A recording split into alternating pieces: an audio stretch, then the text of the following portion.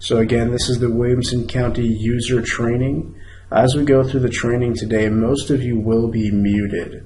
You'll notice that if you're calling in, if you're not in the same room as Max right now, your phone is actually going to be muted, but you can still ask questions using the question and answer tool.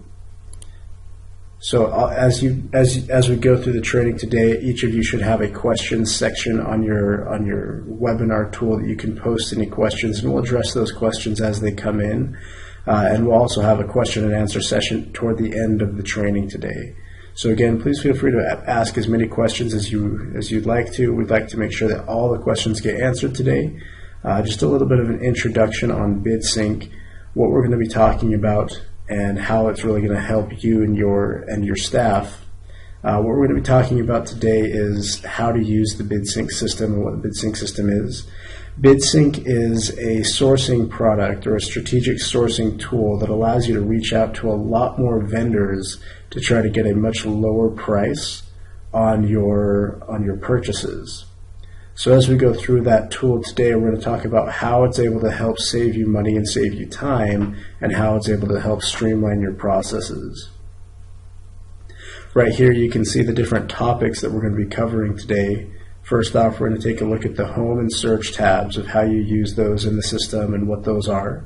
And then from there, we're going to go through the process of actually creating and managing a bid. So that same process that Max has on that PDF that he has handed out, and if you haven't received it, you will receive it from Max and his staff. But on that document, it lists kind of your process of creating a bid and awarding that bid. And that's the process that we're going to go through today, pointing out which sections each of you will be handling. Okay, so should update. Sorry about that. Just again, we'll cover this slide and the next slide just really briefly again. During the training, everybody will be muted except for those that are in the room with Max. So if you have any questions, please feel free to post those questions to your questions tab on your webinar tool, and we'll address those questions as they come in.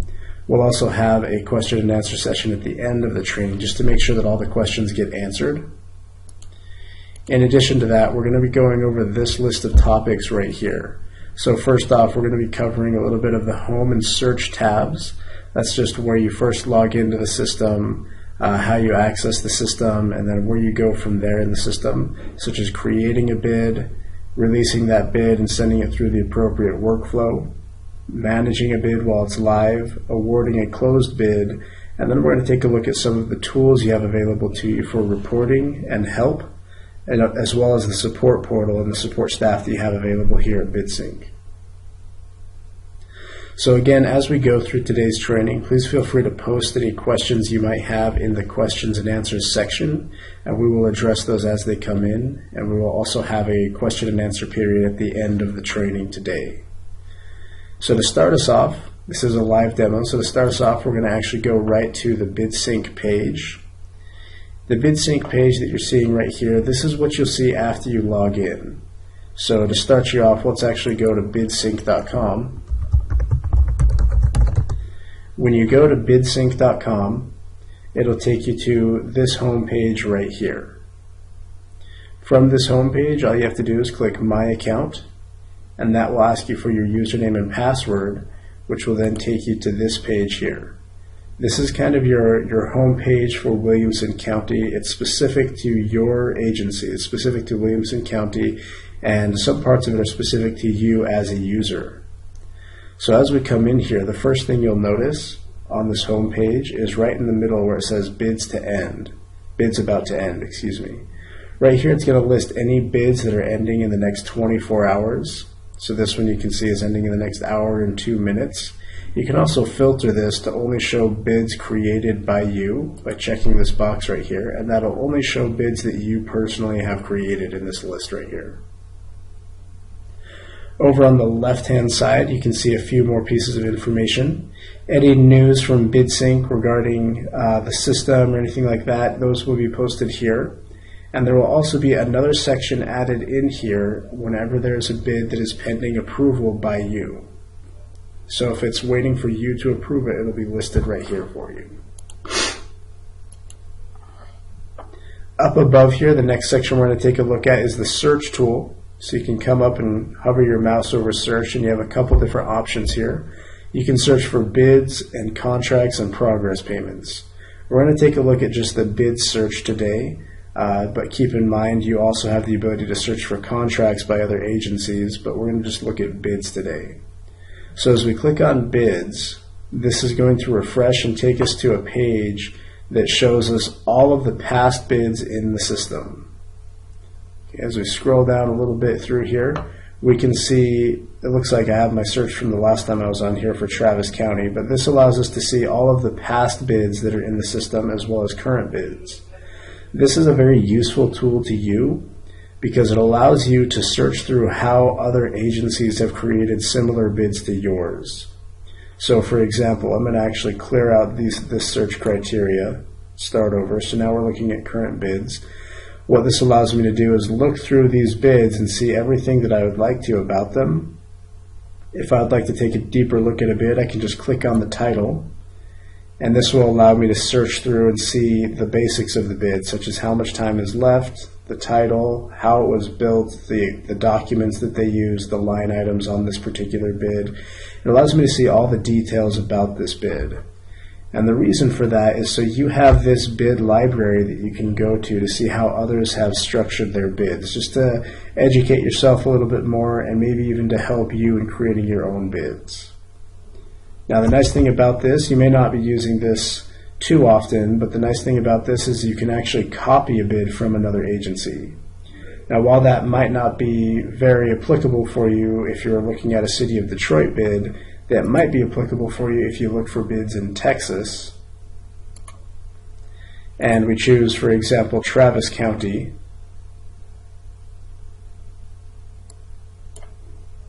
Let's go ahead and search for their past bids. So as we look through past bids for Travis County, if we find a bid for them that we feel like we're going to create a very similar bid, or we would like to see how they created their bid because we have a very similar agency, we can access any one of their bids, such as this one here, and see how they structured it. We can also go over here to the far right and copy their bid. And what that'll do is it'll copy over all of the information for their bid. So all of the documents, the line items, the descriptions, everything that they used for that bid will be copied over to our new bid that we're creating. Okay, so it's just a nice way for you to be able to save time and save yourself some effort in creating those bids, because you can see how others have done it and even build on the work that they've already accomplished or done. From the search page up here, again, you can see that you can search for contracts. Just like the bids, these are public contracts from all of the agencies that are using BidSync. Now, not all of the agencies that are posting bids also have contracts on the system, but it does allow you to search for contracts that are within BidSync. The next section we're going to get into and where we're going to spend most of our time today is in the source module right here. As you hover your mouse over source, this gives you several options. You have create bid, view bids, history, and calendar. These options are where we're going to be spending the majority of our time today. First off, we're just going to click on source, which will take us to the current bids page. It'll be in green and it'll have any bids that are currently live for Williamson County. This current bids page shows any bids that are currently open to receive offers from vendors on the site. From this page, up in the top right hand corner, you can see basically the life cycle of the bid in BidSync. It always starts you in current bids, but just to the left of current bids you have held bids. That's where we're going to start today, and that's where the bids are created and revised before they go out for offers. Just to the right of current bids, you have to be awarded bids. That's where the bids go once they have closed, so that the evaluation can begin and any awarding of the bid can happen at that point. So again, for us, we're going to start in held bids with the creation of a bid. So we're going to go to held bids right here. Shows us that we don't have any bids in our held queue right now.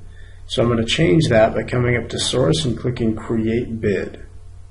And this is where we're going to start our process. Before we jump into this though, if you look at the PDF that Max handed out, there's a step right before we create the bid. And I'm actually going to pull up that document for us to take a look at together. right here. For those of you who may not have it on hand with you, before you even create the bid, let's go back just a little bit. There we go. Before you even create the bid, there's a couple things that are going to happen outside of BidSync. So here's the first step right here. For anybody that is a requester, or anybody that's going to be asking for a good or a service. So the first step would be to contact the purchasing department to discuss the needs and the type of bid needed for the purchase. Once that discussion takes place, we'll move over to step 2, which you can see is under the purchasing section. So purchasing is going to send the appropriate worksheet to the requester. Once the requester receives that worksheet, they're going to complete it and return it to purchasing for step 3. And then step 4 is purchasing reviews the worksheet and approves the requester to enter it into BidSync. And that's where we're going to start our process, is right here, during the creation of the bid and then submitting the bid through the appropriate workflow in BidSync. And that's where we're going to start our training today. So we'll go ahead and minimize that. Come back into BidSync and choose Create Bid under Source. This Create Bid option right here brings us to the first page. This is basically just allowing us to choose the bid characteristics on our bid. You can see you have a few different bid types available to you. Depending on the bid type that you choose here, that's what's going to determine which documents are available for you on the bid. And that'll be something that should be covered in your worksheet that you get approved by the purchasing department. So to start us off, we're actually going to create an RFP. So we'll select RFP right there. Below here, you have the option to mark your bid as a construction bid, or you can leave it blank depending on if it's a construction project or not. For today's example, we are going to create a construction bid. And then below here, we're also going to choose our department. By default, whatever account you're logged in with, whatever department you're in will be listed here. You most likely will not be able to choose a different department. If you are an admin, though, you will have the ability to choose a different department from this drop-down list. So for ours, we're going to go ahead and just choose purchasing. And then we're going to put in our budgeted amount. Now the budgeted amount, this is an internal amount. It's never going to be shown to the suppliers. It's always going to be held in the system just for your use. So the suppliers will never see what your budgeted amount is. It's just for internal purposes. So I'm going to go ahead for this one and say that my budgeted amount is $50,000. And then below there, where I have bid response model, you have 3 options, but for Williamson County, you're really just going to be selecting electronic response right here. Now, just to describe the difference between these, electronic response means that all of the vendors can respond electronically to BidSync. They can submit their offers to you through the system, access all the documents through the system, questions, pre-bid conference, everything can happen through BidSync. Now, if for whatever reason you have a supplier that does not want to submit their offer online and they submit their offer directly to you, and they submit their offer directly to you, you can still accept their offer as a paper offer and upload it after the bid is closed. Your next option on here is a paper response, which you most likely will not be using for Williamson County, but a paper response allows you to advertise the bid on BidSync and send it out to your suppliers, but from there, they actually have to respond by sending in a paper or hard copy to you directly. And then your last option is paper response with electronic tabulation. It's kind of best of both worlds. Well, it's a paper bid, so they have to send in their responses to you by paper, but once you receive them, you can upload them into the system. So it's not as easy as electronic response, but it does allow you to use the tabulating tools in BidSync. For our example today, and for most of your bids, you're going to be using electronic response right here. After we choose electronic response, we can click Next Page. And that's going to take us into the actual bid creation process. Now from here, you can see it up at the top, we have a section called Bid Characteristics. These are basically the options that we chose on the previous page, such as the bid type, RFP. Yes, it is a construction bid, and this is for the purchasing department.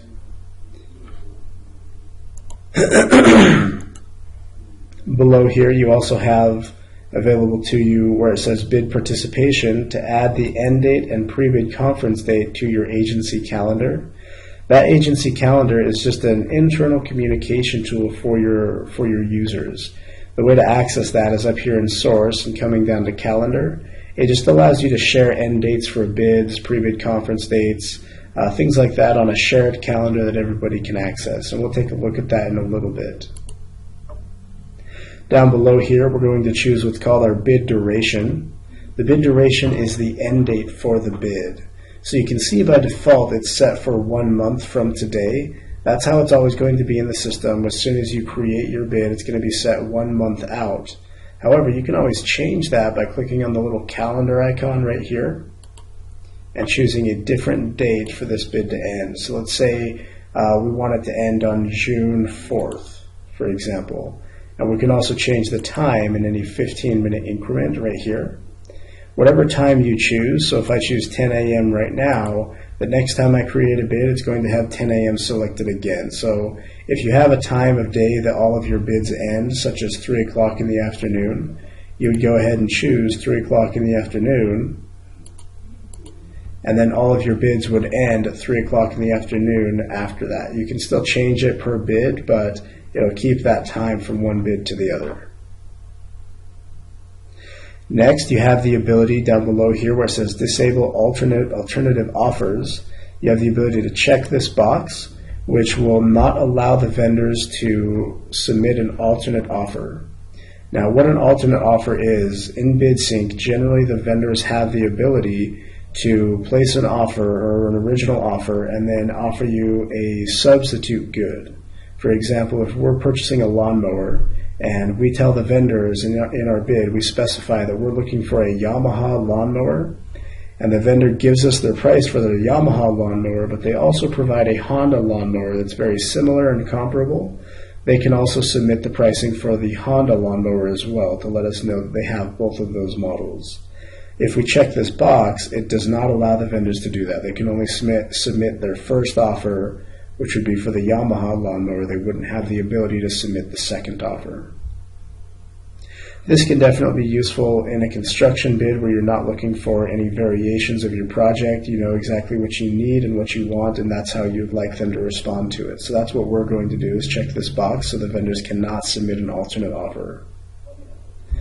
In the next section here, we have our bid question and answer duration. Just like the bid duration, this allows us to choose a date right here. And if our bid end date is June 4th, we might mark, let's say June 1st as our question and answer end date. And we'll specify that to be 1 p.m., 1 in the afternoon. And what that's going to do, you can notice it's before our bid end date. It's going to allow the suppliers to ask questions up until this date and time. So after June 1st at 1 p.m., no more questions can be submitted on the bid. Of course, you can still answer questions on the bid, but no new questions can be posted by the suppliers. You can actually leave this section blank. You'll notice it says optional up here. So if we leave this blank right here, and we just don't specify a date, the system will automatically allow the vendors to post questions up until the bid ends. Now that's good for the vendors because they can always ask new questions, but that means that if a question comes in 1 minute or a few seconds before the bid ends, or if you just don't have time to answer the question before the bid ends, it just doesn't give you a lot of time to answer those questions. The next section that we have here is our pre-bid conference. In the pre-bid conference, this is where we can add either an online or an on-site conference just by clicking the Add button right here. This will open up a pop-up window for us that we can expand a little bit. And we have two choices. We can do an online conference or a conference at a specific location. The online conference allows us to create a conference that is going to be basically a chat room in the system. This is where the suppliers can chat their questions to you, and then you can chat your responses back to them in just a common chat room. There's no audio or video, it's just text back and forth. The nice thing about this is that everything is recorded in that chat room, so that transcript is then automatically posted to your pre-bid conference section The downside to it is, again, there's no audio or video, so it's just simply typing your questions and answers back and forth. So that's the online conference, allowing you to basically create a chat room for you and your vendors. The second option that you have available to you is to create a conference at a specific location. Now in this case, I just typed in an address right here for my location, but you can also type in special instructions such as please park on the left side of the building, or please enter through the back door, or anything along those lines. It's just a way for you to specify the address as well as some special instructions for the conference. Either way, if you're choosing an online conference or a conference at a specific location, you're going to need to choose your date. So we'll go ahead and choose the date for our conference. Let's say it's going to be May 29th, and we'll say it's going to be at 10 a.m. in the morning. So this is going to be the date and time of our conference. If you are doing an online conference, you won't be able to start the conference until about 5 minutes before this date and time. Down below here, you have the option to mark this as optional, mandatory, or not applicable as far as the requirement for attending this particular conference. So for example, if we choose mandatory, just a little bit of a heads up on this, if you choose mandatory, it's not going to impede you, if you're a vendor, it's not going to impede you from placing an offer on a bid that you didn't attend the pre-bid conference for, but it is going to label that vendor as having not attended the mandatory conference. For ours, we're going to mark it as an optional attendance and then click submit. And that adds the pre-bid conference right here. You can also add additional pre-bid conference, so you can have multiple job walks and multiple conferences in the same bid, but it's going to be added right here for you. We're going to pause right there before we go on to the contract duration. It looks like we had a question come in. I'm just going to read it aloud. It says, could a construction manager at risk firm use this to receive sub-bids for one of our projects if they were a member? This could allow for electronic bids, which they prefer.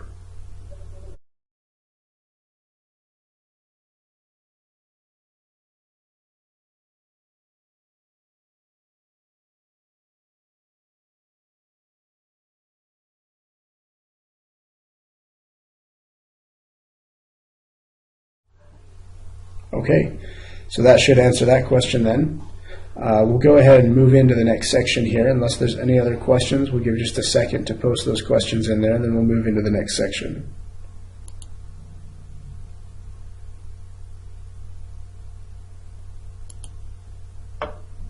Okay, so the next section we're going to take a look at is our contract duration.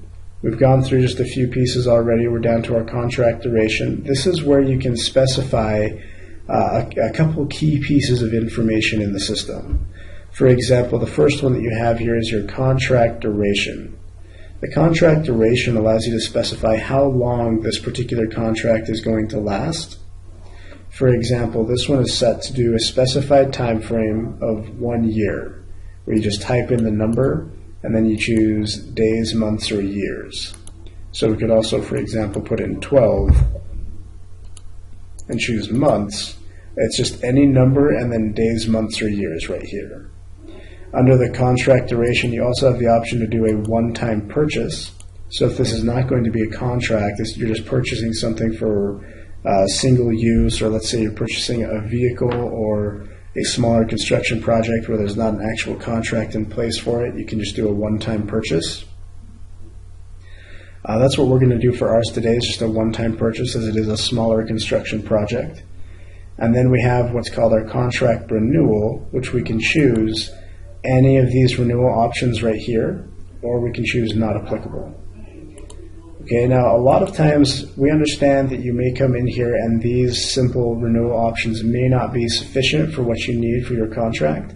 If you ever come across an option that is not listed in the drop-down menu right here, such as, let's say you need the option of 2 annual renewals with the option of a third, for example, give us a call at BidSync Support, and we'll go ahead and add those options in for you into this drop-down menu so you can have that on your bid as an option.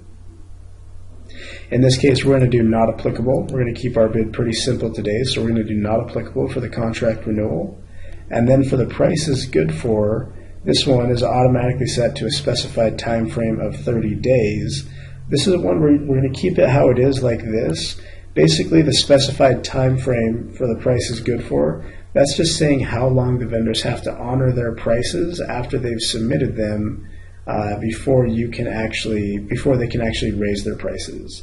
So in other words, it's saying you have about 30 days, or you have exactly 30 days to award your bid before the vendors no longer have to honor the pricing that they submitted.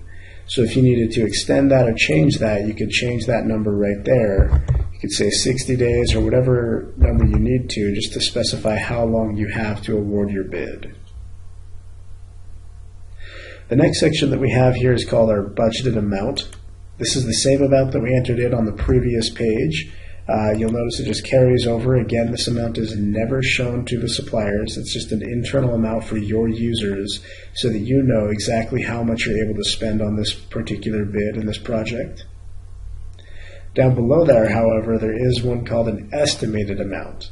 This one will be shown to the suppliers, and this one just allows you to use basically a strategic sourcing tool where you can set a target price. For example, we could say if our budgeted amount is $50,000, we might say that our target amount or our estimated amount is $45,000. That way we can specify that we can spend up to $50,000, but only we know that. The vendors can see that we're looking to spend about $45,000. And then the last section below there in this part right here has to do with what's called the bid allowance amount. Now, the bid allowance amount is generally used only for construction bids. That's why it's on here for this one. But when you use the bid allowance amount, what you're specifying is a specific amount that's going to be given to the suppliers or added to their offers for any unforeseen expenses on the bid, such as travel expenses, unforeseen licensing needs within the city limits, anything like that that might come up during the bid that they need to spend extra money for. So you might say, for example, $5,000 as your bid allowance amount. What you're saying is we're expecting about $5,000 of unforeseen expenses that we're allotting to you in this particular bid. Down below here, you can actually give a brief description of what that bid allowance amount is to cover. So, for example, you could say this is to cover accommodations for your construction workers, or this is to cover licensing for this particular license. Anything along those lines, it just allows you to specify what that $5,000 will be added to or for. And this $5,000 will then be added to the vendor's total bid amount. So we're going to leave that one blank, actually. And then we'll scroll down a little bit further here to what's called our bid bonds section. In the bid bonds section, this is where you can choose to allow the vendors to submit a bid bond. Now, this is mostly going to be used in your construction bids, and the way that it's set up in BidSync is it allows the vendor to purchase their bid bond from anybody they would like to, but if they purchase from one of our partnered sureties, they can then import that bid bond directly onto their bid, so they don't have to send in a hard copy file. It imports the TerraWriter file right onto their bid. Otherwise, if they purchase a bid bond from somebody else that we're not partnered with, they would just need to upload a copy of that and then send you the hard copy bid bond directly to you. If you're going to allow bid bonds, you'll go ahead and say allow and then specify a percentage. So we'll say 5% in this case, and that's what we're going to use for our bid today. Okay, so we're going to scroll down to our next section here, which is our bid information section. In the bid information section, this is where we can specify some of the specifics about our bid. So far, if we scroll back up here a little bit, we've basically given our bid a little bit of a backbone. We've specified how it's going to behave in the system. Down below here in the bid information, this is where we're going to start defining what this bid is actually for. Up to now, we've just gone ahead and specified some of how the bid works, but now we're going to say what the bid is actually going to be for. So your first section on here is actually your bid number. We're actually going to leave our bid number blank. You can see that it's optional right here. When you leave this box blank, the system is going to assign a number for you. Okay, so go ahead and leave that blank if you'd like to, and the system will assign that bid number for you. In the section just below there, the bid title, this is where you can go ahead and specify just a brief title about your bid. You don't need to go into a lot of detail right here, just enough to allow the vendors to see exactly what your bid is at a quick glance. So for example, on this one right here, we might say, we're in the title, we might say for our bid title, we're doing the construction of a park bathroom. Okay, and with that construction of the park bathroom, again, we can have up to 80 characters. We just want a quick little title just so the vendors can quickly see what this bid is for. And then in the bid comments section, this is where we can put a little bit more information. Basically anything that you need the vendors to be aware of right off the bat or as soon as they open the bid, you're going to put that in the bid comments section. So right here in the bid comments section, I'm going to say just again, construction of park bathroom. And then I can add a little bit more information. For example, please submit all offers through BidSync.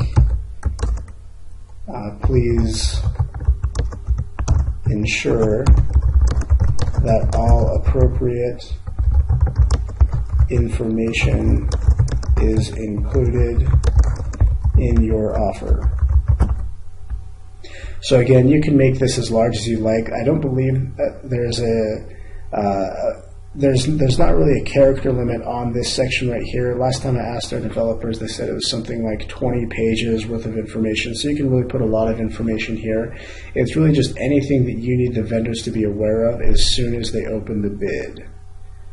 Okay, so anything that you'd like them to know right here, you just put that in there, and you can adjust this, make anything bold or change the color or highlight it as you'd like to up here.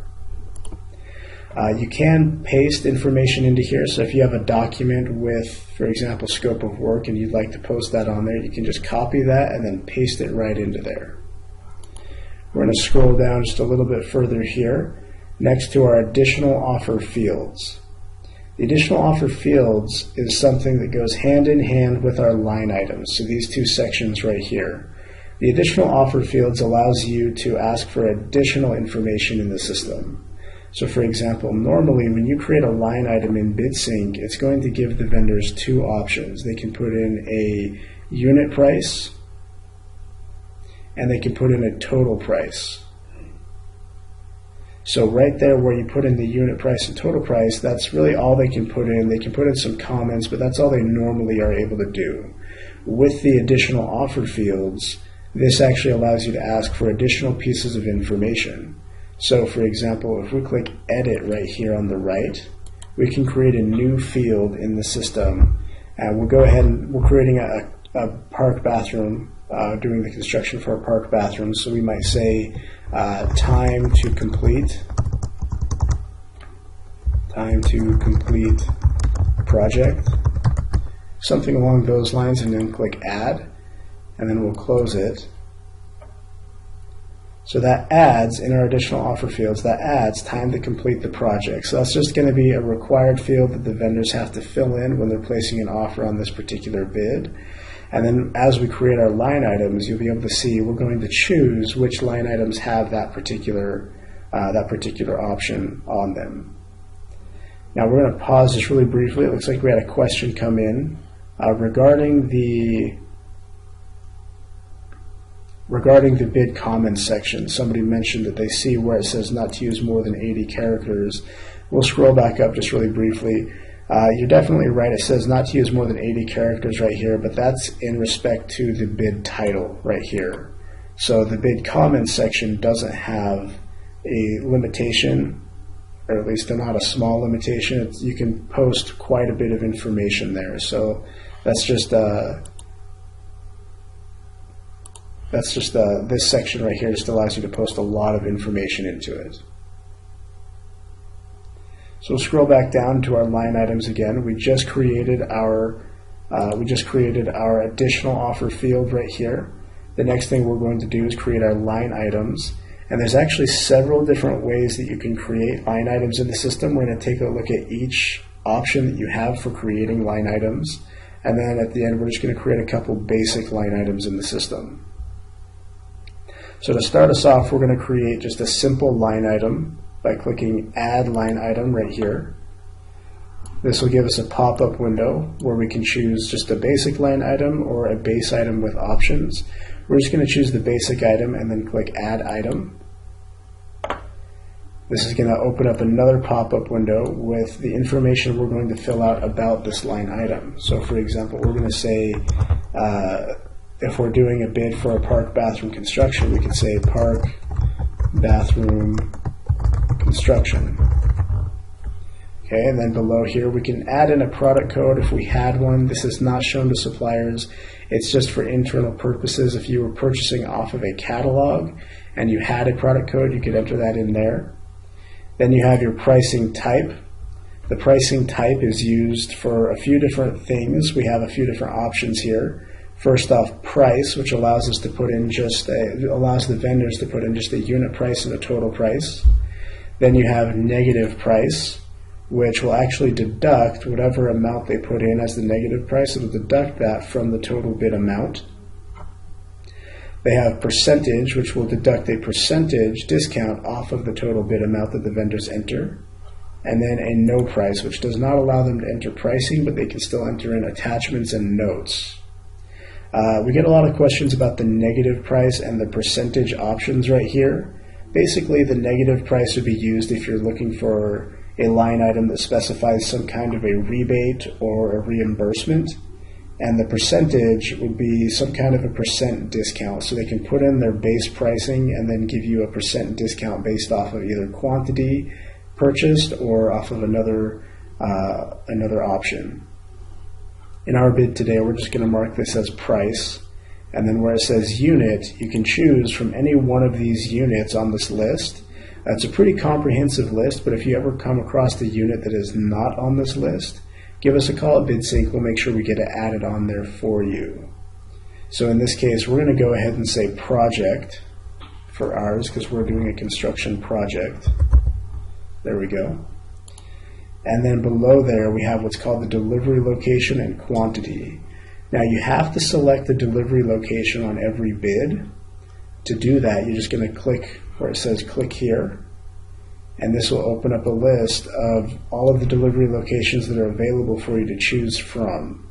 Now, as you look at this list, you'll just go ahead and choose an option. So you could say, for example, building maintenance, animal shelter, any one of these options on here as far as where things are going to be delivered, or at least where the offers will be delivered. So in this case, let's go ahead and say purchasing department. We can just have everything delivered to Max over there at the purchasing department. And in this case, we're doing a construction bid, so we'll just say 1, a quantity of 1. And then we can put in a description. I'm actually just going to copy my title and put it in the description as it is required, but I don't want to fill in the entire description for sake of time. Then we're going to scroll down a little bit further here to what's called the additional offer fields. And this is the additional offer field that we created. You can see it's by default, it's checked saying this is going to be included on this line item. So it's just going to create an extra required field for the vendors to fill out on this particular line item. From here, we can go ahead and create additional items, or we can click Done. And when we click Done, that adds our line item right here. So it's listed on there, finished, it's a line item on our bid. And that's just a very basic way to create a line item. Next, we're going to take a look at how to create what's called a group of line items, or a lot in the system. You can see the option that says Add Lot right here. And all this is doing is it allows you to group your line items together. To do that, you'll just click Add Lot. I'll expand this a little bit. And you would normally just put in the lot title. You can put in a description if you would like, and then just choose standard, array, or option. And we'll talk about array and option in just a little bit. But standard allows you just to create basic line items like we just did. So you would go ahead and put in the title right here. So for example, let's say we're creating a bid for landscaping. We could say line items for trees. just as an example, and then click Submit. What that's going to do, if we scroll back down here, it's going to create a group of line items, so we can add in line items to this group that are specific to the trees. So line items that have to do with the price of pruning, or the price of removing a tree, or the price of planting trees. We can put all of our line items that have to do with trees into this lot, and then we could create another lot for line items that have to do with bushes, or a group of line items that has to do with the lawn. So it just allows you to organize your line items and receive totals for each group of line items. We're actually going to go ahead and delete that lot off of there. Okay, and so we're going to add in another type of line item here. It's called an array line item, and to do that we're going to click Add Lot again. And we're going to choose array, and the best example that I have for this one is for t-shirts. I've also seen it used with plumbing parts, construction parts, things like that, but I'm going to show t-shirts and click Submit, and we're going to go ahead and create this array. So we have our t-shirts lot, or our t-shirt group of line items, and you can see there's a little box right here, and to change that we're going to click Edit Array right here, and as we come in to edit the array, we can create a table. So to start us off, we're going to click Add Item. We'll scroll down and we'll specify what our first item is. So let's say red t-shirts. Okay, we can put in a product code if we would like to. We'll choose our delivery location. And then you'll notice it doesn't ask for a quantity, because using the array just asks for a one price per box. And we're just going to type in red t-shirts again. And then for this one I do not want the additional offer field, so I'm going to uncheck that and then click Save. So that gives me red t-shirts, and I'm also going to do blue t-shirts. Let's do this one a little bit faster.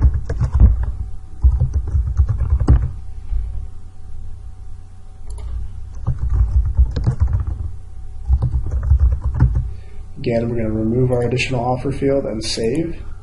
So that gives us two line items, and then we can add in columns for variations of each line item. So for example, I'm going to choose for the first one, small, save, and then the second column I'm going to do medium, save, and then I'm guessing you can assume what the third column is going to be. We're going to do large, and then save. So what this is doing, as we create this little table right here, when the vendors come in to place their offers, they'll be able to put in a price for red t-shirts, for small, medium, and large, and then the same for blue t-shirts. So you can get a price breakdown of what each size with each color costs for the vendor or for you to purchase from them.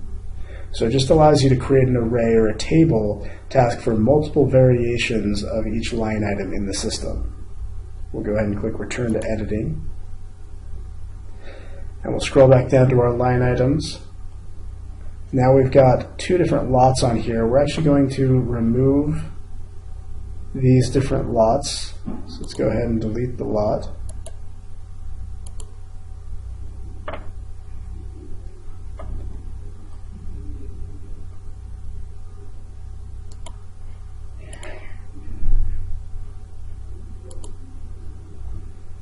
Okay.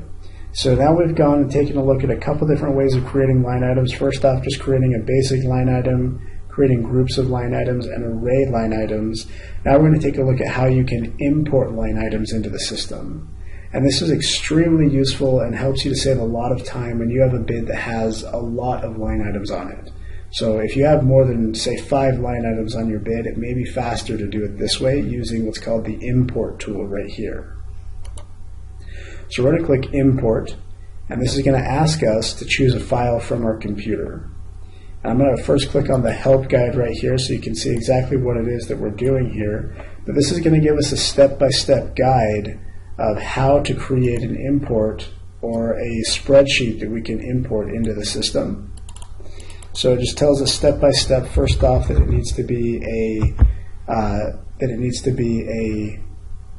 CSV file, and it tells us what columns we need to have. If we scroll down through here, it even shows us Here's the different columns. It tells us which columns are required, which columns are not required, and then it tells us for each column and field what the limitations are within the spreadsheet.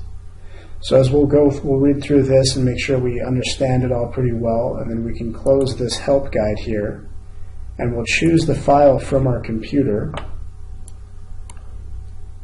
We'll go to our documents section right here.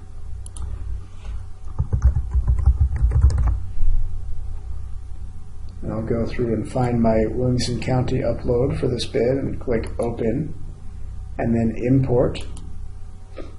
And what that's going to do is the system's actually going to read the file that we just uploaded, and it's going to create all of our line items for us, so we don't have to create them one at a time. The system actually reads the file and automatically creates them for us.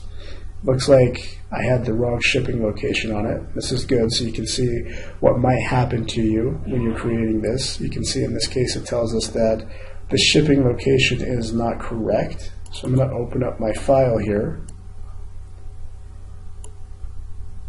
So it tells me that this shipping location doesn't exist in the system, this Williamson County Purchasing Department. So what I'm going to do is I'm going to come back to my bid. I'm going to look for a shipping location where it says delivery locations. I'm going to click here and see if it is listed on this section right here.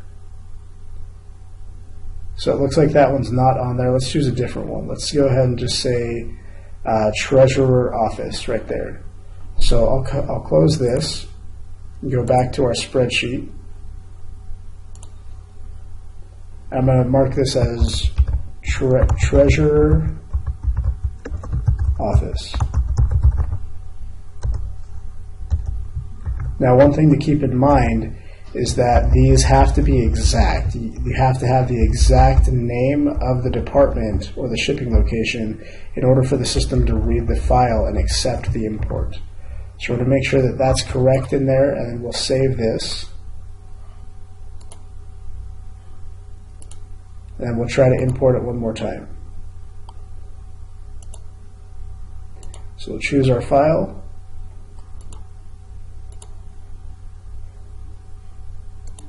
Open and then import. It may take a minute or two for the system to read through that spreadsheet and then import the files for us.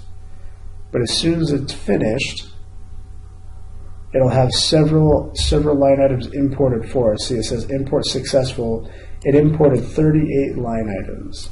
So even with having to fix that error on the spreadsheet, it only took us about 2 minutes to create that spreadsheet and finish it and upload it in the system. So it even organized them into the lots or the groups of line items that I specified on my spreadsheet. And then you can see there's 13 items here, 12 here, 13 here that we can expand and go back and read through each of these line items. We can go back and make edits on a per line item basis, but basically it just allows you to save a lot of time with creating the spreadsheet in the system and not having to go through and create each individual line item in here. Now the last thing that we're going to do, I'm actually going to delete these lots here, and we're going to create the actual line items we're going to use for our bid. We're actually only going to have a couple line items on here just for simplicity. So I'm going to go ahead and remove these different sections here, delete this last lot, and then we're going to create a new line item. So we'll say add line item, and this is where we're going to choose the base item with options. So we've looked at how to do a basic line item, we've looked at how to import and how to do an array line item. Now we're going to look at an item with options. So we'll choose base item with options and then click add item. We'll expand this open just a little bit. Here is where I can specify the title of my line item. So I'm going to say construction of park bathroom. The product code I'm going to ignore, and then where it says item type, this is new, we didn't see this on the other one, we're going to make sure it says base item, and then choose price for how the vendors are going to submit that. We'll leave the estimated amount blank because we gave an estimated amount on the previous page. And then for unit, I might say project. For the delivery location, I'm just going to say no location specified with a quantity of 1. And then I'm going to copy this and put it down here in my description. and I'll keep that additional offer field and then click Done. So that creates the line item for me. It's listed here, and it looks a little bit different than it did before. It's specified as a base item, and we can actually add an option to the line item. So let's click Add Option. For my option, I'm going to say Park Bathroom with Drinking Fountain. Okay, so I'm going to say Park Bathroom with Drinking Fountain. I'm going to say that it's a price line item, and then where it says item type, it says option for construction of park bathroom. So it's an option of the other line item. And then we can scroll down a little bit, make sure everything else is accurate. Construction of park bathroom with drinking fountain. I'm going to keep my additional offer field on there again and click Done. So now this allows me to have two line items. One is the option of the other, so the vendors will come in and they'll put a price for just the park bathroom, and then they'll put in a price for what it would cost to do the bathroom with the drinking fountain, and then when we're awarding that bid, we can choose between the two of which one we would like to award to the supplier. Now that's all that we were going to go over with the line items. I know that we had a lot of information to cover with these line items, so I'm going to pause just really briefly and open it up to any questions there might be, just because I know there's a lot of information with these line items and how to use them, how to create them. But if you have any questions, please feel free to ask those questions now. It looks like we did have one come in, but any other questions, please post them, or if you're in the room with Max, just let me know if you have questions and we'll address those. So the question that did come in says, can you save in the middle of entering information and go back at a later time? You can save in the middle of entering some information. You actually have to fill out, there's a few pieces of information that you have to fill out before you can save the bid. For example, you have to have at least one line item on the bid, and you have to have at least a classification code and a description. Some of the required fields have to be filled out before you can save it. But yes, you can save the bid and come back later to finish it.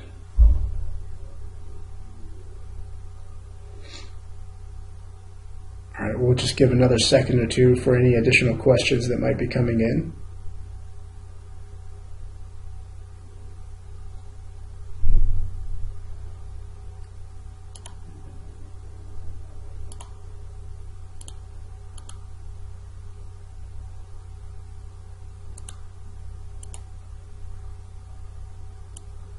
Okay, we'll go ahead and jump into the next section here.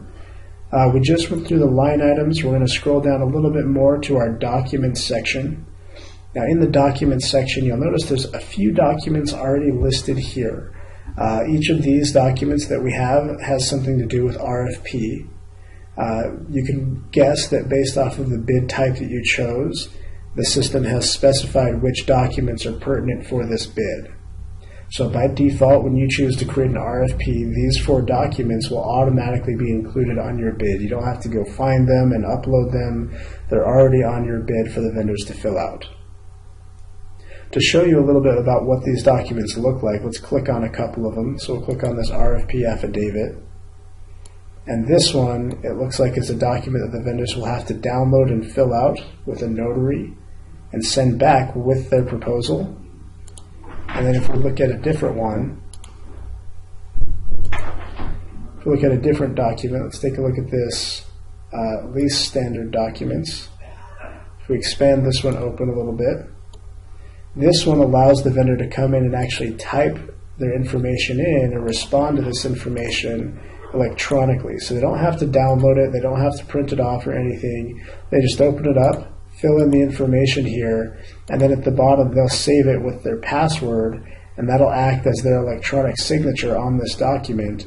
But basically it just allows them to save this document electronically, making it easier for you to access it and easier for them to respond to the document. Okay, so the next one that we have here down below these documents is the option to upload additional documents. Of course, you're always going to have additional pieces of information that you need to upload to your bid, and you can do that by clicking Upload Document. And you have two options here. You can choose to convert the document to a web form, which is what we were just looking at, where the vendors could enter in their information electronically. Or if it's just a view-only document, you can just simply click Choose File, and you can upload the document, whether it's Word, PDF, Excel, a CAD drawing, anything like that. You can upload those files into the system for the vendors to be able to have and to review. Now, if you're going to check this box for Convert to Web Form, we need you to send us the document in either Word or Excel format. We can't convert PDF or any other file formats. It has to be Word or Excel in order for us to turn it into an electronic form. But if you're just uploading the document, it can be any kind of file format that you have. From here, once you've finished uploading any documents you have, such as scope of work, anything like that, let's go ahead and choose a file to upload just really quickly here.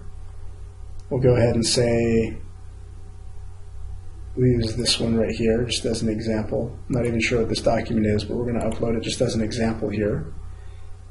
And that'll take just a second for the system to read the file, make sure there's no viruses on it. But once that gets uploaded, we'll go back to our bid and we can actually choose which documents are going to be included in our bid packet. So this one's finished, we'll click Done. And then in the Documents section, now we have 5 documents here. You'll notice next to each document there's a green check mark next to each one. And then there's a little legend at the bottom. If it's a green check mark, that means that it's going to be included in the bid packet. If it's a red X, it's going to be excluded from the bid packet.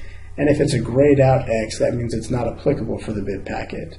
And the reasoning behind this is if you go ahead and you remove this checkbox like that, you can see it's still checked to be included, but it's marked as an X, so it won't be in the bid packet.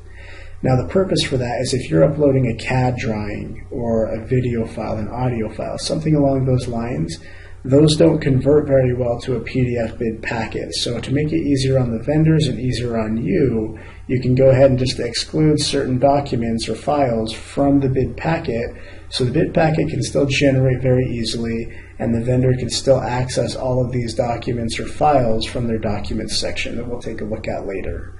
But it just allows you to exclude anything you might need to from the bid packet or include it with the green check mark.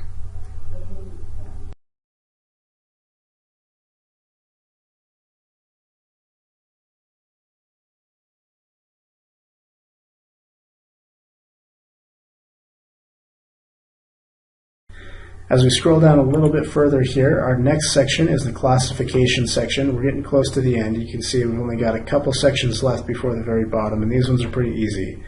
So our classification section right here is a required section. You have to add a classification to your bid. So for example, we could say this is a construction bid, so we might type in construction right here and hit enter.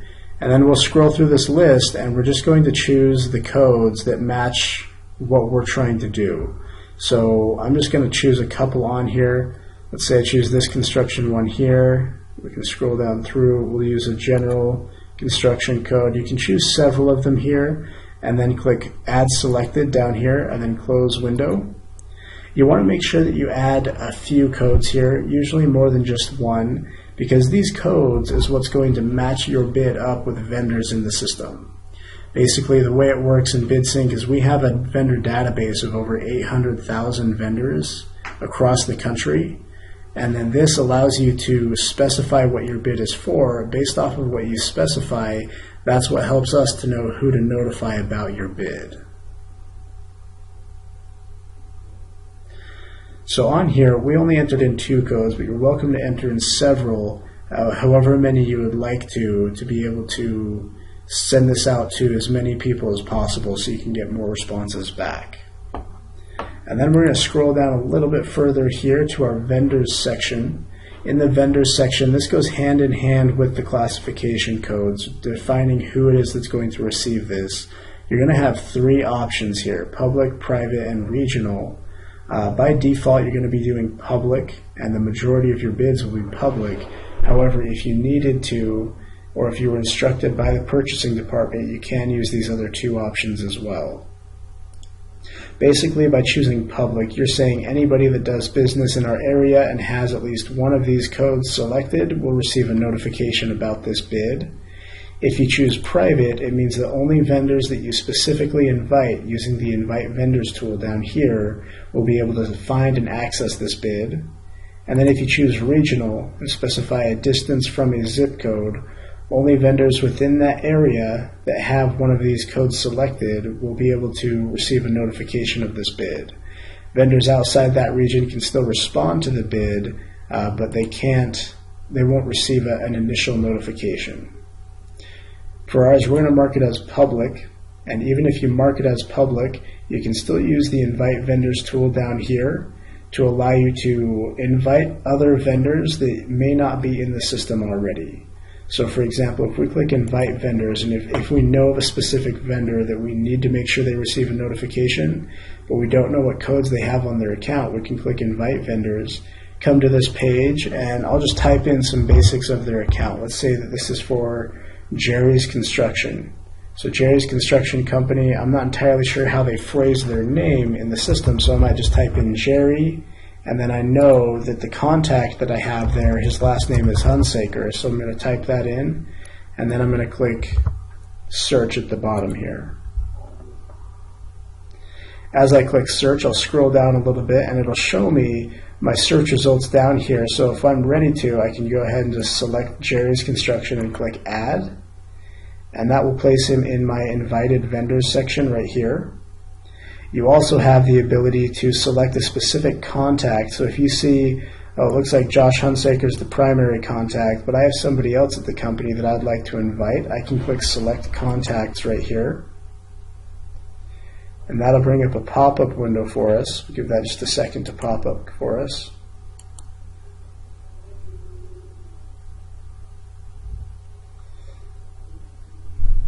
There we go. And this will allow us to choose somebody else from their, let's choose Babe Ruth for example. We could choose somebody else from their account and click Invite.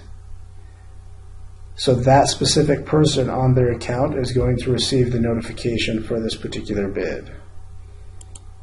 In addition to that, if you have a specific vendor that you can't find in the system, you can always come over here to where it says Quick Add Vendor and click on Quick Add Vendor to add the vendor to the system. So if you can't find their account in the system, you can actually create the account for them, or create basically just a placeholder account for them in the system that will allow them to receive the notification and then come into BidSync and register without having to go through the process before being notified. So they'll receive the notification about the bid. Let's go back to our page here. They'll receive the notification about the bid to let them know to go in and register without even having an account in the system. So we came back to our vendor page here. We have Jerry's Construction that we just invited, even though it is public. So anybody that has one of these two codes will be invited, as well as anybody that you specifically invite down here. We'll scroll down just a little bit further to our last section here, which is the bid contacts. In the bid contacts, by default, the creator of the bid is going to be the bid contact. You can add additional contacts to the bid by clicking Add Contact right here. So I'm not entirely sure, Max, maybe you can chime in on this one, but I'm not entirely sure what your process is going to be for the bid contacts, whether you're going to specify only the initial buyer is going to be the bid contact, or if they need to add anybody from the purchasing department.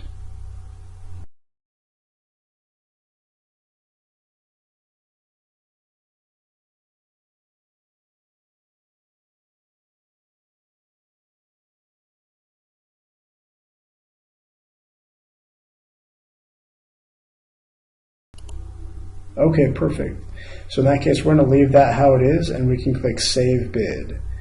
Before we do that, we had a question come in. Where do you enter request for samples? In the case that you have a bid that's actually a request for samples, you can specify that either in the bid title or in the comments section or on the line items themselves, that's what you're really looking for, is request for samples. The important part is just defining what the bid is and basically explaining with as much detail as you can to the vendors what exactly you're looking for. On here, we're going to go ahead and click Save Bid. And as we click Save Bid, it's going to assign us a bid number. So here's the number that it assigned us. And it's going to place it in the held area of BidSync. So we'll click Return to Bid List right here. And now we're in our held bids section. We can see the bid right here. We can go back and we can adjust it. We can revise it right here. We can generate the bid packet, which is just a PDF compilation of all of our documents on our bid. And we can go back and access it by clicking on the title. Next to the bid, you're going to notice several different icons. The first being a little envelope with a stamp on it. That means that this is a sealed bid, or it's a bid that when the vendors submit their offers, they're sealed. Nobody can see the offers, not even you at Williamson County, until after the bid is closed and it's been opened. Next, you can see that it's an RFP bid type. This little construction guy here means that it's a construction bid. And then you can see that it's a free bid, or it's fee waived for the vendors. They don't have to pay to access it. Once we're happy with our bid, we're ready to submit it through the workflow. We're going to check the box right here under Ready and click Ready for Approval. This is going to take us to a page where it'll ask us two things. It'll ask us for a routing code. So we're going to choose what type of a purchase this is. Let's say it's a finance and IT or general routing. We'll just choose the general routing. And then it's going to ask us for our password. So as we type in our password, we can then click Ready Bids. As we click Ready Bids, it'll tell us up here, Applying Approval Workflow. We can then click Close and come back to our bid, and it says Approval Pending. Okay, that means it's working its way through the workflow. It's going to the purchasing department or any other departments it needs to get approval before it can be submitted. So if we click on the bid here and we scroll down to where it says Approval, we can click on View Approval Flow, and it tells us, okay, it looks like the purchasing department is the purchasing department has received this and they're waiting to approve it. So in this case, the purchasing department would come into the bid, and when they're in the bid right here, they're going to go ahead and revise the bid right here where it says Revise Bid. And this is where they would come into the bid. They'll scroll down to the line items section, and they're going to add in an additional line item. So they could say this line item is going to be for the attachment. So they'll say, please upload attachments here. And for this particular line item, they're going to specify that it is a no price because they're just wanting attachments, not pricing for this item. They'll type in that in the description again. Please upload attachments here. And then at the bottom, they're going to remove this additional offer field and click Done. So that adds in the additional line item. They'll scroll down a little bit further to the Documents section and reorder these documents so they're in the correct order. So, for example, we'll expand this open a little bit. They'll go ahead and mark the cover page as the first page. We'll move this one up a little bit. I'm not entirely sure, Max, what your order of documents will be, but the idea is that your purchasing department will put these in the correct order, as well as upload any additional documents that the bid may need.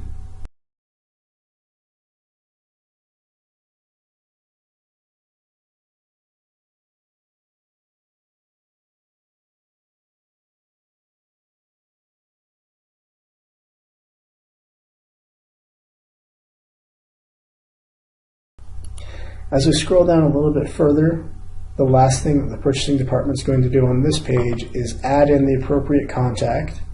So for example, in this case, I'm going to add Max to my bid. So I'll just search for Max on here and add him onto my bid.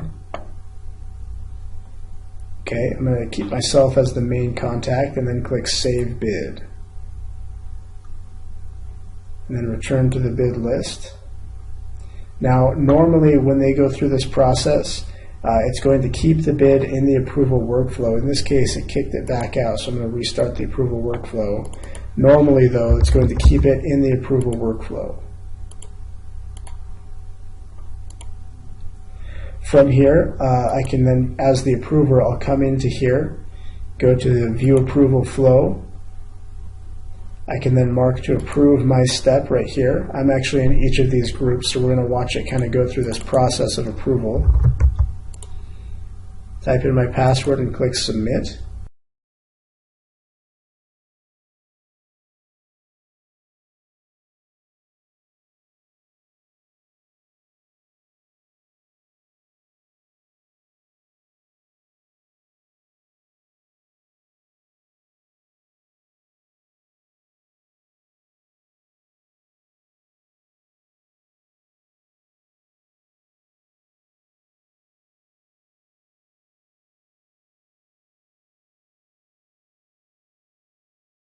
Right, and that should show up right here before the first purchasing group in the system. I believe the reason it's not showing up for me in here is just because I don't believe my user has a department associated with it. From here, I'm actually in both of these groups, so I'm going to approve it, and it'll approve both at the same time. I'll click Submit. And then the last step, again, I'll hit approve, type in my password, and then click submit. As soon as I have approved this bid, the status goes to approved, and I can click close. And then I'm going to actually come up to view bids under source again. This will take me back to my held bids section. Remember, this is the first stage of the bid life cycle. Now it has a checkbox under ready, and it says ready next to it. Once that happens, then the bid can be released by checking this box here and clicking after it goes to court, of course. Let me actually pull up that document, make sure we're not skipping any steps. So before the bid becomes live, these steps are the ones we're going through, where any additional documents would need to be added, approved on behalf of purchasing to release into the workflow. After the court approval, the final purchasing workflow would be approved, and then the bid can be released to the suppliers and advertised in whatever newspapers or magazines it might need to be. So this would be, of course, after the court approval. We'll check this box and then click Release Bids, and this is the purchasing department that's doing this step here. We'll type in our password and click Release Bids. That changes the bid from held bids to current bids, so the bid is now live and can receive vendor responses. You can see just on this page we have our bid number, our description, any time, how much time is left on the bid. For offers, we have an N for no. We can generate the bid packet here, see the contact, revise the bid or create an addendum, which we'll take a look at in just a little bit, and we can copy or cancel the bid. Any of those actions that need to take place on the bid would be handled by the purchasing department. For the advertising of the bid, the purchasing department will click on the title here. They'll scroll down and actually click on Send an Advertisement Email. Choose whichever person or entity they need to notify right here, and then specify a couple of dates that this needs to go out. So let's say it needs to go out tomorrow, and it needs to go out on Friday as well. And they can specify the message right here and then click Save. Define our message. We'll say please advertise, and then click Save. That will send out a notification to that newspaper to let them know, please advertise this bid, so that more vendors can see it in the local newspaper. From here, I'm going to go back to my current bids section. And there's a couple of things that you may need to do on the bid while it's live. The first one is if you need to make any changes on the bid, that can be done through an addendum. That's something that if you need to make a change on the bid for whatever reason, you'll notify the purchasing department right away, and they'll actually come in to revise the bid by just clicking Revise right here. They can come down into the bid and they can, for example, add in a new line item, additional documents, or just a comment about the bid. I'll just say this is an addendum. And then they can release that. We'll click Next Page, verify the information that they're adding here, type in their password, and click Release Addendum. that releases the addendum and sends out a notice to the suppliers that have already either been invited to the bid or showed enough interest in the bid that there's been a change or an addendum on the bid. It also adds a little A icon next to the bid to let us know there's an addendum on it. The second thing you might have to do on your bid is answer questions from the suppliers.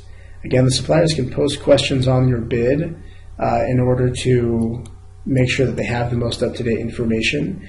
When they post a question, if you're marked as a bid contact on the bid, you're going to receive an email letting you know that a question has been posted.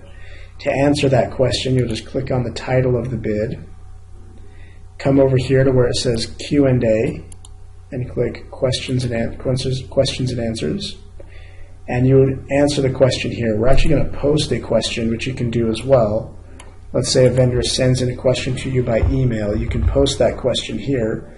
So you could say the question from the vendor was, what color brick do you want for the bathroom? And then save. And that gets posted right here. So for the vendors, it'll show up just as a normal question. It won't show up as being posted by the agency. It'll show up as a normal question. And then we can come in and answer the question. We'll say red brick. And then click submit. And when we do that, that's going to send our answer to the supplier and notify them as soon as we've submitted that. We're going to go ahead and go back to our bid information here. A couple more pieces of information you can grab from this page. Mostly this bid information page is just going to have the information that you entered into the bid, but there's a few other pieces of information that you have here.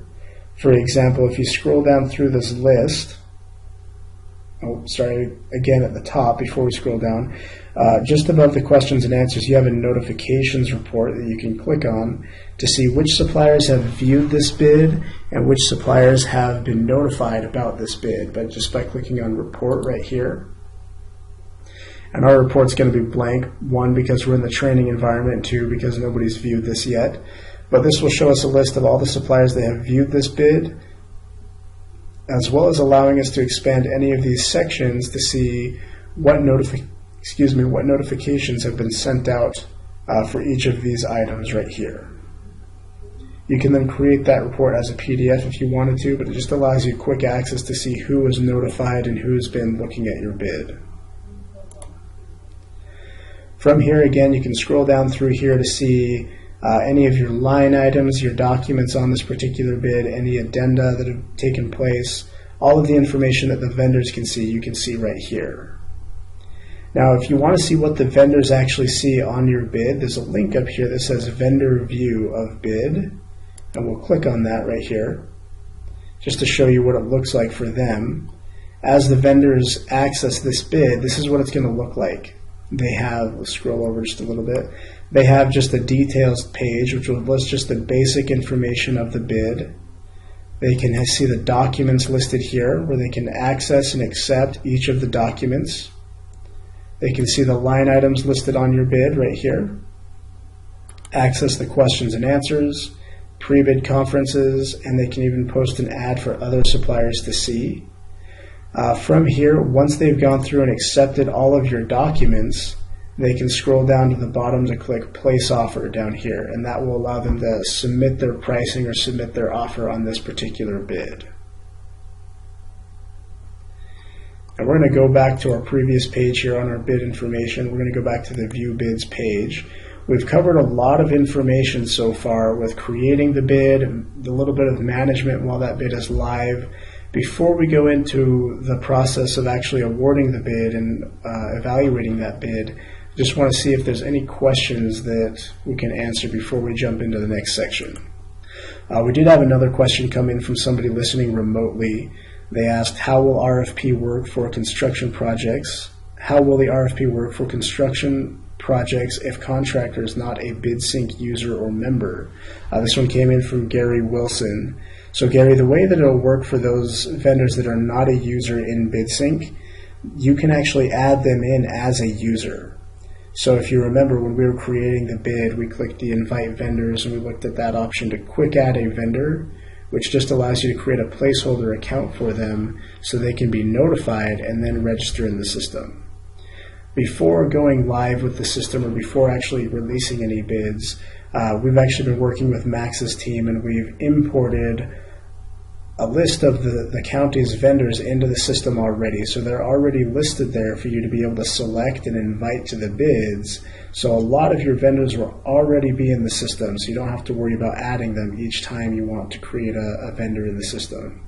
But to answer your question, you can still invite vendors that are not in the system just by creating a placeholder account like we looked at, and then inviting that placeholder account so that they can at least receive the notification and then register if they're interested in the bid.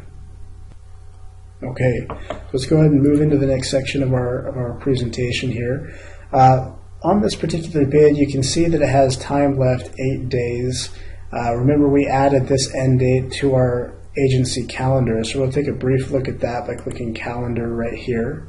We can see when the bid is going to end. It looks like there's a couple of bids that we have ending here and there.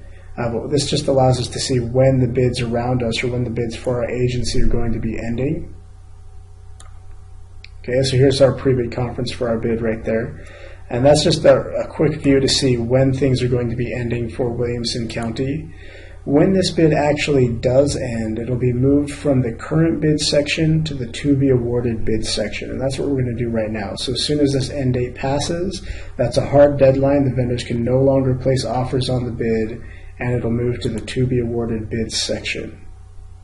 Within the to be awarded bids section, this is where it's going to wait until you're ready to actually open this bid. Now you'll notice on this particular bid, we have our bathroom construction. This is very similar to the one that we just created. We can see the bid number, the title, or the description right here. We can see the date ended, as well as a Y for offers, meaning yes, this bid has offers on it. Under the packet column, you'll notice it's blank for both of these bids right here. That means that the bid hasn't been opened yet. So we can't see the offers yet because it hasn't been opened. Here we can see the bid contact. We can copy the bid if we need to, reject it if we're not going to award it, and then add a bid right here. So if you received any hard copy offers, you can add in those offers right here. And that's actually the first thing we're going to do before we see the electronic offers. We just click add bid right here. And if I remember, I'm going to pull up that PDF again. If I remember, this is something that would be done by the purchasing department.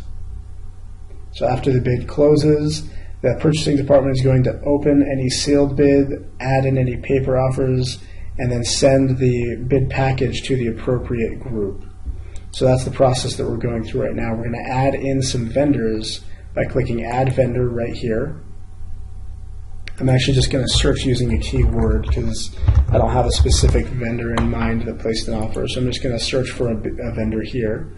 Normally you would search for them using their company name or their tax ID number, but we're going to search for them just by a keyword here and pull up a list of vendors. Give that just a second to run that for us. Now let's go ahead and we'll use this vendor right here, First Light Energy Inc. And then we'll scroll down to the very bottom, click add. That adds our vendor to our list right here, and we can click return to editing. From here, we can expand that vendor's offer open, and we can list their pricing. So for the park bathroom construction, without the drinking fountain, let's say that they placed an offer of $39,000. Okay, and then with the drinking fountain, let's say it was $49,000. It's an expensive drinking fountain. It's made of marble or something. From here, to add their attachments, you can see they have this please upload attachments here. I have to check this box here and then upload their attachments by clicking on the paperclip. And I can click upload file and choose a file from my computer. So we'll choose their bid bond. Let's say they uploaded their bid bond as one of their attachments. So I'd upload any attachments that they might have right here.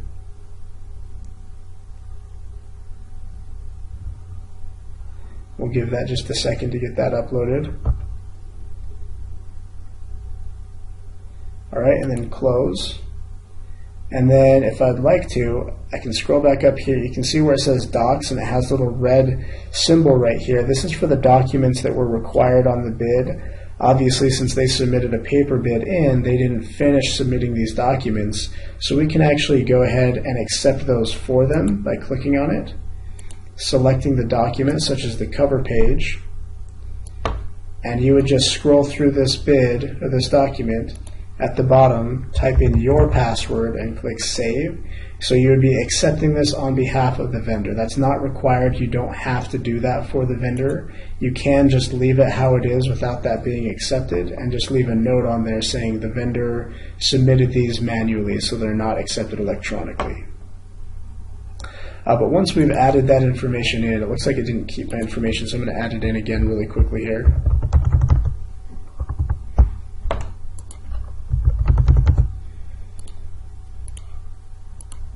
Add in our attachment again. And the reason I didn't keep that information is because I didn't save it right away. I went up to the section above there before I saved it. So when you enter in this information, make sure you save it right after you enter it in, otherwise it's going to be removed from here. So we'll go ahead and enter that information in really quick.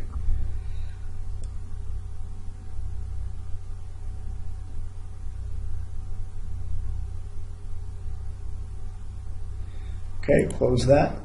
And then we'll click Save at the bottom of the page. So that moves them from bids to fill out to vendors with bids. Then we can close this page. Now from here, we've added in our paper offers that we received. Now we're ready to open the bid. So we'll click on the title of the bid. We're going to see where it says Confirm Bid Opening. We're going to type in our password to actually open this bid and click Open Bid right here.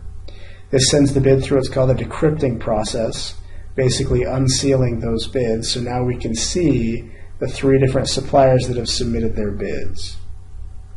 Now as we look through these offers, we're going to see just some basic information about these offers in here. First off, we can see that they're listed from total price to to highest price, and we'll expand that. That'll make a little bit more sense in just a moment. Up here at the top, we can always go back to our bid information page. We can see our tabulation report by clicking right here. If we click on tabulation report, this just gives us an easy to read printout of all of the offers. So you can see for the initial park bathroom construction, the offers that were received, we have Jerry's Construction came in at $39,000. Aluminum Athletic Equipment Company came in at $42,000. And then First Light Energy Inc. came in at $39,000. And you'll notice they have a little icon right here making it so we know that this is a vendor that submitted their offer by paper. And then with the option with the drinking fountain, we can see their options for that as well right here. As we scroll down a little bit further, we can then see their option for uploading their attachments, and we can access those here. And at the bottom of this page, we can see their contact information and some of their company information. Now we're going to scroll back up to the top here. If we would like to, we can email this tabulation page, generate it as a PDF, or just simply print it off. We're actually going to click back though and go back to our bid page. The next option that you have on here is the award report. If we click on award report, this allows us to see so far we haven't selected anybody, so we're awarding $0 so far. We'll look at this again after we've made a decision. At this point though, we're actually going to pause. This is where the purchasing department will actually send off these offers to the appropriate parties. So what they'll do actually is we'll go back a page. Actually, we'll go over to our view bids page here. What they're going to do is from the view bids page, they're going to generate what's called the tabulation packet by clicking on this envelope right here. That will include all of the information for these suppliers. So it will include all of their documents they submitted, their pricing, and their attachments, and click generate. And as soon as they get that document back, let's open up our PDF again. As soon as they get that document back, they're going to send those bid submittal packages over to the appropriate people. So you can see if it's a IFB, that's going to be sent to the requester. If it's an RFQ or an RFP, those get sent to the evaluation committee. And that's where it's going to be evaluated. They're going to take a look at it, score the suppliers, and then based off of those scores and those recommendations, that's when the actual awarding decision will be made. So right now we're at this step where the purchasing department would send that off. After that's happened, the purchasing department is going to perform this step of calculating the prices based on the formula used for the RFQ and RFP, facilitates the meetings, records evaluation committee scores, and obtains committee signatures. That's the act of just getting all of those recommendations together. Once that's been done, then they're going to, the requester, this will be sent back to the requester. The requester can submit a formal letter of recommendation for the supplier they would like to award to. That will get sent to the court for recommendation approval.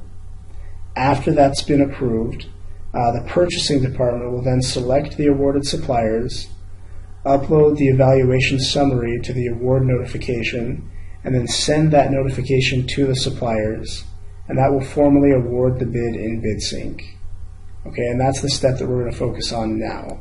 So, of course, this is assuming that we've already gone through the process of evaluating. It's been approved by courts, it's been approved by everybody, and they've chosen who they're going to award to. The purchasing department would then come back into the bid.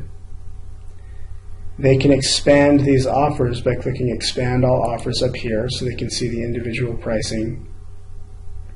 Okay, and this is a little bit much. This is a lot of information on this particular page, but just to show you what it is here, you have your base price right here, your option price. So here's the base price for just the bathroom. Here's the option price for the price with the drinking fountain. Okay, and then you have the price for both of those, and then the difference between those prices. So the price with the drinking fountain is $10,000 more. You can also access the documents that the vendor submitted or the attachments, such as their bid bond that was submitted right here. Scroll down a little bit further to the next supplier. This supplier looks very similar. There's just one difference. This supplier has a little icon right here. This little icon means that they have their bid bond imported. They didn't upload it, they imported it, and we can click on that to view it. So this shows us their bid bond file that we can go through and review the information on here. Again, we can see their pricing for the price with without the drinking fountain and with the drinking fountain, and the difference between those two prices. And again for the third supplier. So now that we've gone through, we've made our decision of who we're going to award this to. Because this bid has multiple line items, we're actually going to say award multiple suppliers up here so we can award to different line items. We'll expand our offers again. And let's say that we're going to award to Jerry's Construction, and we're going to award him the price with the drinking fountain. So we'll select the price with the drinking fountain right here. Once we've selected that, we can scroll back up to the top and click on our award report again. And now we can see he's going to be awarded $47,000 for this particular bid. We'll go ahead and close that. And then we'll scroll down to the very bottom here. And one of the things that we'll go ahead and close this one actually. Once we've gone through and we've selected the supplier that we're going to award to, back in the to be awarded bids section, under the action column, now rather than saying reject, it'll say award. And this is again something the purchasing department will be doing. They'll click on award once everything has been completely approved. Review the information right here, make sure everything is accurate of who is going to be awarded, and then they'll scroll down to the very bottom, type in their password, and before they click award, they're actually going to upload a new attachment that will be sent out to the suppliers, so that when we read on that PDF document, the attachment that specifies the awarding decision and how the decision was made, that'll be uploaded here. Once that's uploaded, they can click award bids. And that's going to award the bid. So it says the request to award was successfully processed. We can return to awarding, and our bid will no longer be listed in the to be awarded bids section, but we can always access it by coming up to source and going to history right here. So after that bid has been awarded, we can always access it from the history section. Go ahead and make sure we're searching the right group of bids. And here's our bid right here. Okay, so this bid will be kept in the history section for however long it needs to be kept there. Usually we tell our customers that we're going to keep them there for 7 years, but we still have bids in our history section back from 2003, so it's more like 15 years. So now that our bid has been awarded, we can always access it from here in the history section. We can view the tabulation right here of the information that was submitted. You have 3 sections here for tabulation. First off, just to see the basic tabulation. This supplier link under the tab column shows you what the suppliers will see for their tabulation, and then what's visible to other agency users. So that's what these 3 links right here are for you. Okay, and that takes us through the entire process of creating the bid and moves it through that life cycle, the held bids, current bids, and then to the to-be awarded bids. I know it's a lot of information to cover. We've got about 15 minutes left and 1 or 2 things that we still need to cover, but I just want to open it up to see if there's any questions on the bid creation and management process that we just went through.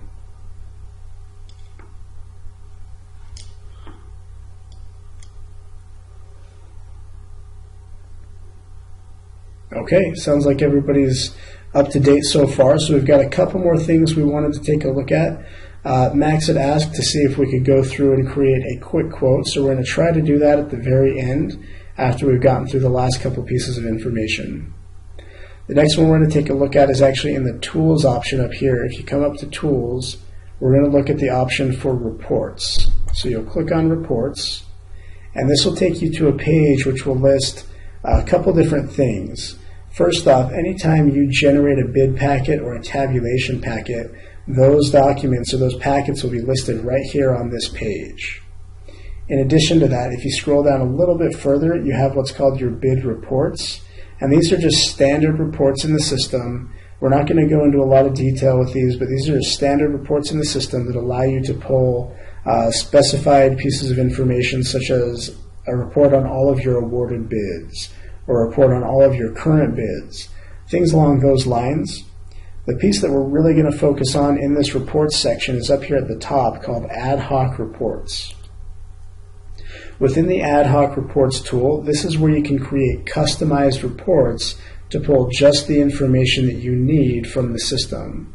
So for example, where it says bids template right here, and it says report number 1, this is a template that I created. To create a new template in the system, what you're going to do is come over to where it says create report right here, and we'll run this report. This will bring us to a page where we can title it. I'm just going to title this report number 1 so I don't get it confused with my other report, or number 2, excuse me. I can give it a description if I would like to, and then below here, these tiles that you see here, these are the pieces of information that are available on your bid as reportable pieces of information. You can see you have bid data, vendor data, and then line items that you can choose from. So to start us off under the bid data, if I don't want a piece of information on my report, I can remove it very easily. So for example, let's say I want my bid number, bid title, but I'm not interested in the bid type for this report, so I'm going to remove the bid type. I'm going to remove the start date and the end date and the award date. I'm going to remove the award status, the total award, budgeted amount. I don't really need the bid contact information. I'm just clicking on this green check mark right here. I'll keep the bid creator. I'll remove the number of vendors notified and viewed. I'm going to keep the offers, remove the classification codes, department. We'll keep the bid status, and we'll remove the rest of this information. So we just have a couple pieces of information on here. Within these bids tiles right here, within these information tiles, if they're in the wrong order for you, you can actually move them around just by hovering over the gray strip and moving that to where you need it. So let's say you want it to go bid title, bid number, bid status, then bid creator, and offers. That's the order that you want your report in. You'll just move it around to that order. In addition to that, you'll notice on each tile, they have a couple different little icons that you can select. So this one here has a magnifying glass. You can either turn the magnifying glass on or off. If it's turned on like this, that means that this bid can be, you can search by the bid title. So you could run a report just for one specific bid by searching by its title.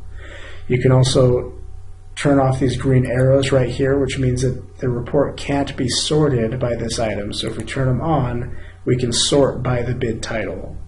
You can also change what it's called using the little pencil icon. So for example, for bid number, if I change the little pencil icon, I can specify I want this to be called bid number rather than bid hashtag, and click save. So it makes a little bit more sense to me. And then I'll scroll down to the vendors section, and I can choose what pieces of information for the vendors I want on here. Let's say we just want the supplier name. We're going to remove their contact information and the awarded amount. That's all the information we want from the suppliers. And then for the line items, we'll keep the item number, the item name, and then we'll remove the rest of it here. And then click submit. When we click submit, that's going to create a template. So it's not the report, it's just a template, report number 2, that we can then click on. And we can go through here. You'll notice that we can search by these items because we marked them as searchable. We have our bid status. We're actually going to mark this one as all, so we can see all the bids in the system, not just the ended bids. We can search just by a specific creator, so we'd see only the bids created by that person, or if we leave it blank, it'll have everybody. And then we can choose to sort by. I'm going to sort by the bid number. And then at the bottom, I can choose to run this report as HTML, Excel, CSV, or XML. In this case, I'm going to do HTML just so we can get a quick result. I'll click search right here. And this will show me a bid title. Then it'll have bid number. It tells me that this bid is ended, the bid creator was Caston Hancock, and I received 2 offers on it.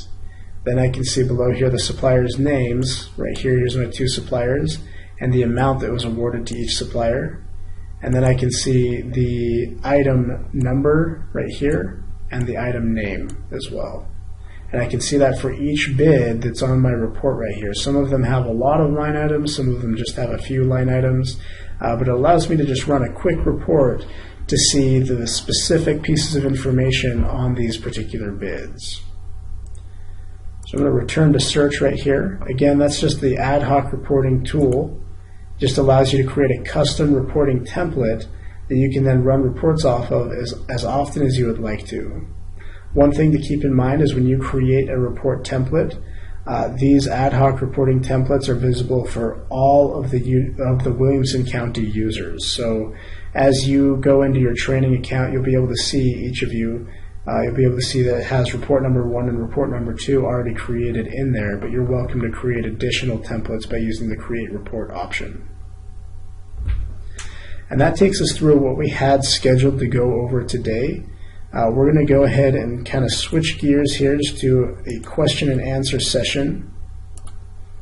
If anybody has any questions, please feel free to post those questions now, and if we can get all the questions answered, then we can go ahead and run through the process of creating a quick quote really briefly.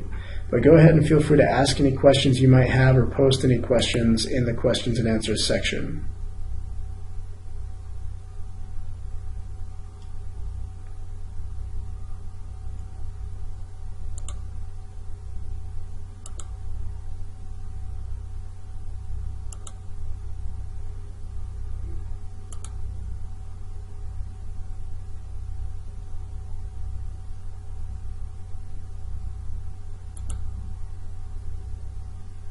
Okay, so I'm not seeing any questions come into the system, so we'll go ahead and we'll do the quick quote process really quickly here. We're actually just going to go back up to source and create bid.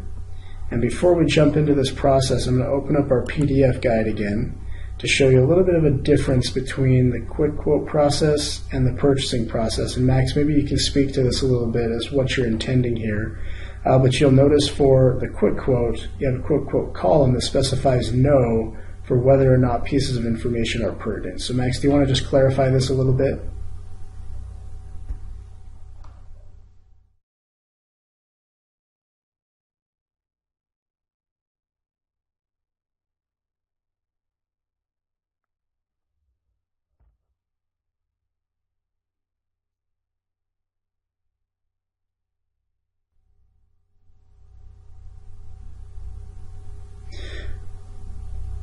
Okay, so to go through that process, what you'll do, it's very similar to the previous process, but you'll go ahead and select quick quote right here. you'll make sure that you have your department selected and then click Next Page. And you'll just go through this process of creating the quick quote in the system. As you go through and you create this quick quote, you'll be able to see the same information that we took a look at before, but a lot of it you're not going to fill out. So for example, you may not need the pre-bid conference, the questions and answers duration, a lot of the contract duration information. You're going to just go ahead and skip right over that down to your bid information, where you'll then specify what this quick quote is for. So let's say you're purchasing office supplies and you needed some quotes on these different types of office supplies. So you'd go ahead and put that in there, put that in the description, and then you'll still need to create a line item for this particular bid, and you'll just click Add Line Item. Just do a basic line item here, and then we'll specify what this is. So let's say we're looking to purchase reams of paper. So we'll put in the reams of paper. We can specify that we're looking for a price type, and then we'll scroll down a little bit here, type in reams of paper again. We'll need to specify our delivery location. Say that's the budget office. And then we'll put in our quantity. Let's say we're looking for 10 reams of paper. This is just a small example. We'll specify that information and then click Done at the bottom. As we scroll down a little bit further here, we can upload any necessary attachments that we need to right here. And then in the classification section, this is probably the most important part when it comes to using the quick quote tool. For example, if I just type in paper and I just hit search, and if I just select the very first item on here, I'm not going to get very many responses. I need to make sure that I really read through these different codes. I'll expand this open a little bit, but I'll need to make sure that I really go through these codes with a fine-tooth comb and select the codes that are specific to this particular quote. So we'll go ahead and select a few, and just keep in mind that the more codes you select, the more vendors we can notify about this bid. So we'll select several codes and click Add Selected, close the window. From here, you'll want to make sure that it's public. You can invite any specific vendors you would like to using the Invite Vendors tool. And then at the bottom, you'll just click Save Bid. As you click Save Bid, it'll give you the bid number, and you can return to your bid list. Ready the bid for approval. So we'll click Ready for Approval. We'll say that this is just a general routing. Actually, this one is a quick quote purchase. Sorry about that. So we'll put in quick quote purchase, type in our password, and click Ready Bids.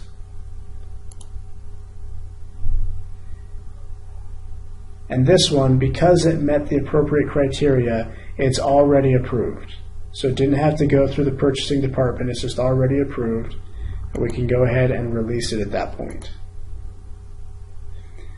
Actually, Max, you might have to correct me. I might be wrong here. I believe that the purchasing department would still need to release that. Is that correct?